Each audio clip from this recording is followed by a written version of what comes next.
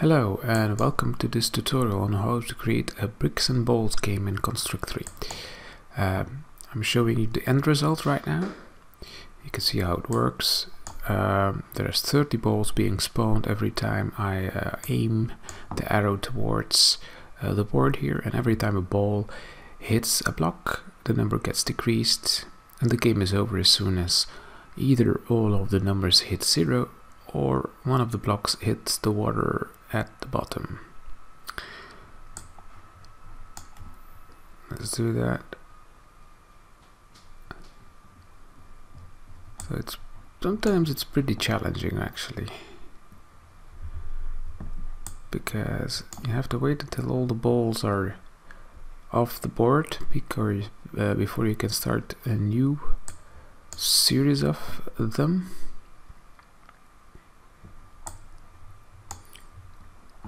That's not what I meant to do. Lucky. Okay. Come on.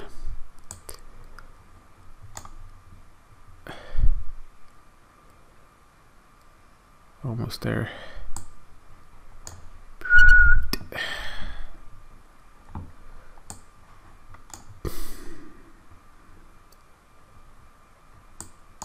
And it's gonna need one final. Okay, and then you get the dialogue. Congratulations, were the Brit to hit the water. You would also get a dialogue with game over, and that's how it works. You could go to the menu, and then you can see that I've created 4 levels.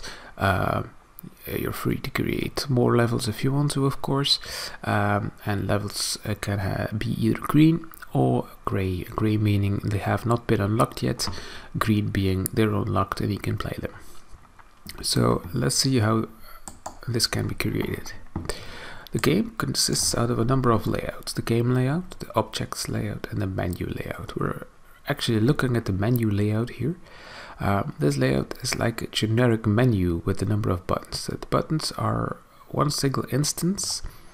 They have a variable called level, denoting the level attached to the button. So let's see, here it is. This is level 1. It also has an effect attached to it called grayscale. It allows the buttons to show in black and white when the level is not unlocked yet. Everything is located on a single background layer for simplicity. So that's it. If we go and look at the code for this, actually what happens, there is no layout for every level. Instead, the levels are defined inside a JSON file. It's contained inside the project, and on start of layout it's requested using the Ajax plugin. So you request the levels JSON file, and we wait for this action to complete using the asynchronous functionality of Construct 3. And then the levels JSON object is filled with the data from the plugin. Let me quickly show you a JSON file. So actually there's just a dictionary called levels. We have a timer attribute, which is the number of seconds it takes before the blocks fall one step down. And then there's a dictionary for all of the bricks. In this case, there is a green brick with counter 50 being spawned at row 2, column 1. Simple as that, and you just make an extra entry for every brick there needs to be on that level. That's it. Then we use the local storage plugin to check if the unlocked level item is available. This will result in either the firing of an on item exists or an on item missing event. This one or this one. So when the unlocked level exists, the unlocked level is set from the local storage plugin, and the menu buttons are refreshed, and if it's missing we just initialize it and we refresh the buttons as well. The refresh buttons function is what we're calling here, and what we do is we just pick all the buttons and enable the grayscale effect when the level is smaller or equal to the unlocked level. That's what we do here. So we pick them all, and for each button, if the level is lower or equal, disable the effect, else enable the effect. And this is just the on click of of the button, we also need to check if the level is unlocked, and then we set a variable called level, and this button can only be checked when the level of the button is smaller or equal than the unlocked level, and then we go to the game. That's it. Now the objects layout. This layout contains all of the object types that are spawned at runtime. There are 6 different blocks and 6 different colors. They all are grouped into a family called bricks, and the bricks family has only a single instance variable called counter, holding the counter of the number of times the bricks has been touched by a ball. Let me see here. Counter, there it is. Furthermore, the solid behavior has been added. So the ball will bounce off the brick, and the move to behavior is there because the bricks gradually fall down, and then and that happens using the move to behavior. The brick text is a separate object. Separate object type that is spawned at runtime every time a brick is spawned, and it contains an instance variable called refuid, which holds a reference to the corresponding brick. It's used to connect to the brick and destroy the text if the brick is destroyed. It's also been given the pin behavior to be able to pin to the brick. And finally, there's the ball, which holds the bullet behavior with a bounce of solids activated, and it also holds the destroy outside layout behavior to destroy the balls automatically when they move out of the layout. And then finally, there's the game layout. This is the actual layout of the game. You can see it here. It contains a number of layers. The countdown label is the number showing in the center of the screen. The game starts off with a countdown, after which the user can start aiming balls. The HUD layer shows the number of the level above and the counter when the bricks will start falling down. The dialog label shows the dialogue that appears when the game is either over, either by destroying all of the bricks or when the first brick hits the water at the bottom. The dialog appears and disappears by showing the layer or hiding the layer. The buttons on the layer are only activated when the dialog is showing. The bricks layer is used to spawn the bricks on. And the borders and the placeholders contain both the borders that are marked as a solid, and these are the borders here, and the placeholders are these objects here. The placeholders are there to make it easier to spawn bricks at a certain place. Each placeholder has a row and a column instance variable to each identify a brick and obtain its X and Y coordinates when spawning the brick. At the bottom you can see the water sprite. This is just a simple sprite with a water effect has been added. The arrow and the ball at the bottom are controls which the user can determine the direction of the balls. Here and here. So that's it for the layout. Pretty simple layout actually. So now let's see the code for this game. Here on top there are a number of variables which are used for the actual code, and then there's an initialization code. First we make sure that the game over dialog is hidden. We call a function for that. I'll explain that later what happens there. And we need to track the number of balls that are currently on the screen, and the user can initiate a new set of balls while they are still balls on the screen. They cannot initiate a new set. The levels of the game are not arranged in the layout. Instead, the layers are read from the JSON file I showed you earlier. The level number is 1 based, while the JSON file is 0 based. So we subtract 1 from the level to get the settings from the JSON file. So we need to go and set the bricks on screen, which is the number of variables, the number of balls that can be on the screen at the maximum. And then we use the levels JSON object to get array size of that certain path in the JSON file. And then we set the text at the HUD. The timer counts down to 0, at which time the bricks are fall one step lower. To keep track of that timer and to what number of seconds it needs to reset each time the timer reset variable is used. It can be there can be a variable per level, so we read it from the JSON file actually. And then we initialize the current countdown timer to the timer reset. And then we build the level from the JSON file. We do it using a build level function, which we'll come back to later. And then we start the countdown, which is the big number in the middle of the screen that counts down from 3 to 1. And then the game actually starts. There are a number of base functions available here. First and foremost, there's the timer object. This timer fires every second. It also lets the brick fall every n seconds. The number of seconds is determined by the JSON file I showed you earlier. We just subtract 1 from the timer, so the timer text in the HUD is updated every time the timer fires, which is every second. That's what we do here.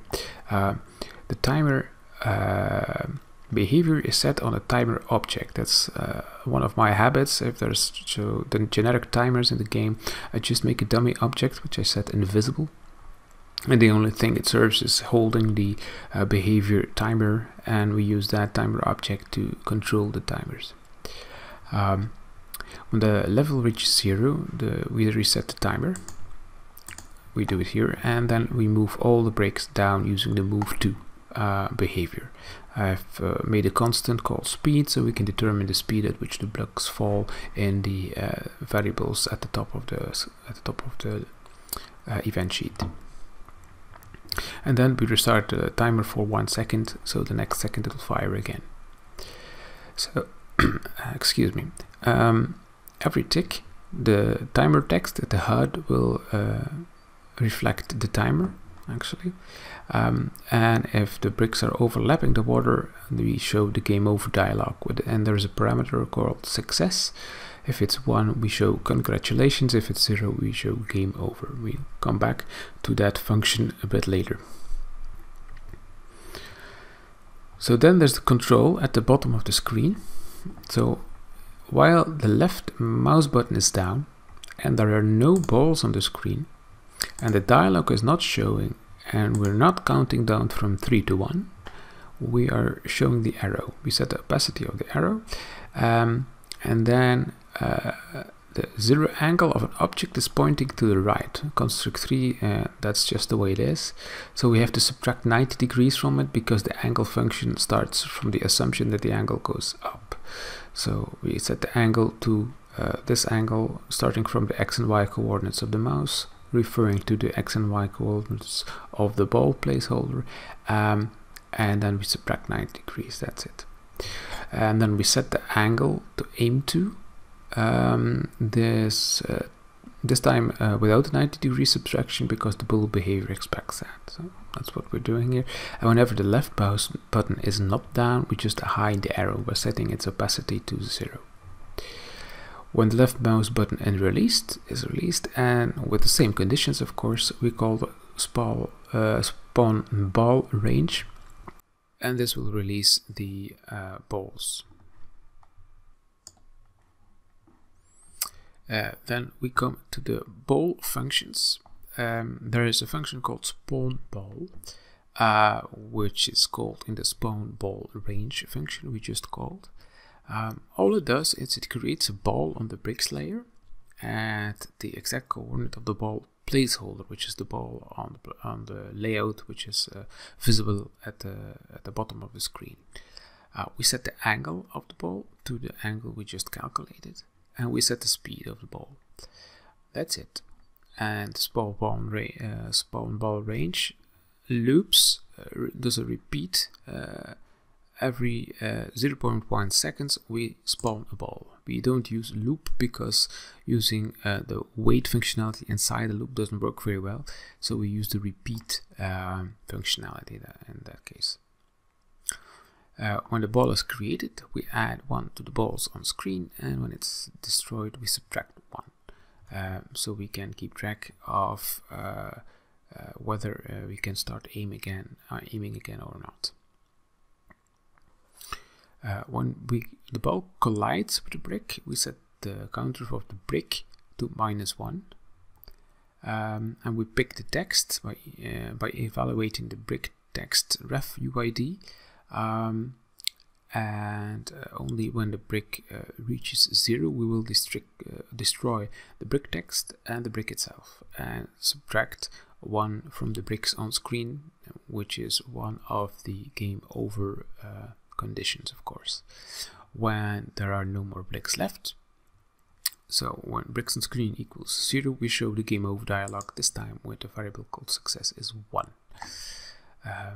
If the level is the unlocked level, so being the last level in the unlocked levels at the menu layout, we add 1 to the unlocked level and we save it immediately using the local storage plugin.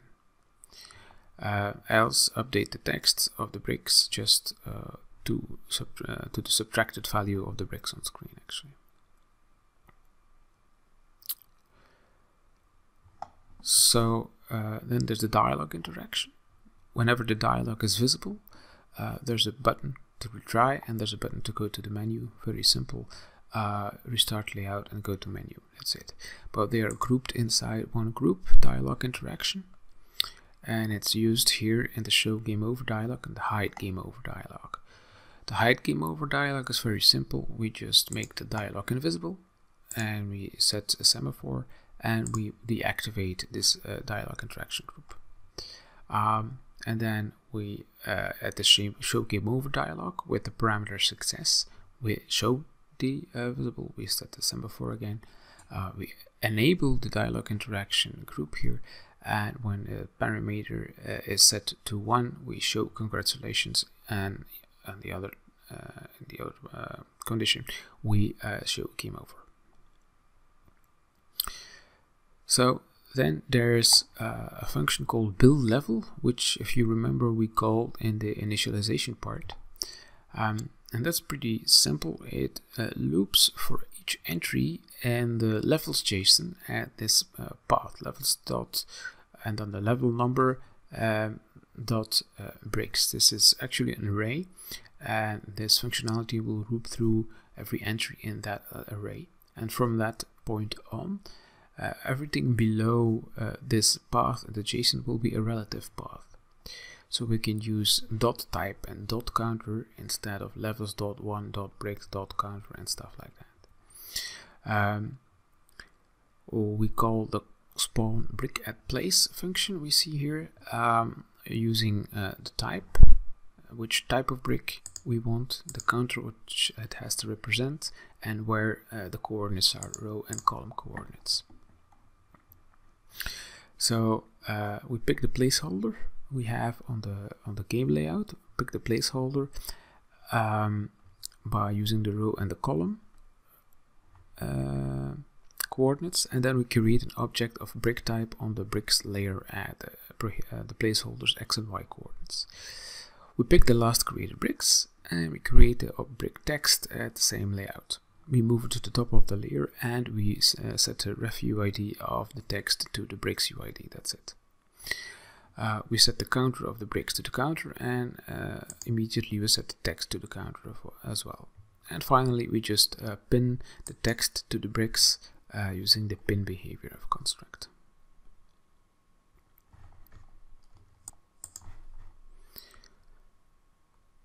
And finally, there is the countdown, which is the countdown when a level starts going from 3 to 1. So we initialize the countdown and we start a countdown timer for 1 second. We show the countdown label and show the text, set the text to countdown. That's it. On the timer of the countdown, we start here, we subtract 1. If the countdown reaches 0, we set the layer invisible and we start off the timer label, which is the label that the timer that takes care of the falling of the blocks. If it's not 0 yet, we just set the countdown again, set the text to countdown again, and we restart this countdown timer, so we reach the on timer countdown again. That's it. So as always, please like and subscribe, and if you're interested, I will leave a link to the Sira store in the description of this video, so you can pick up the full template there as I explained it to you now.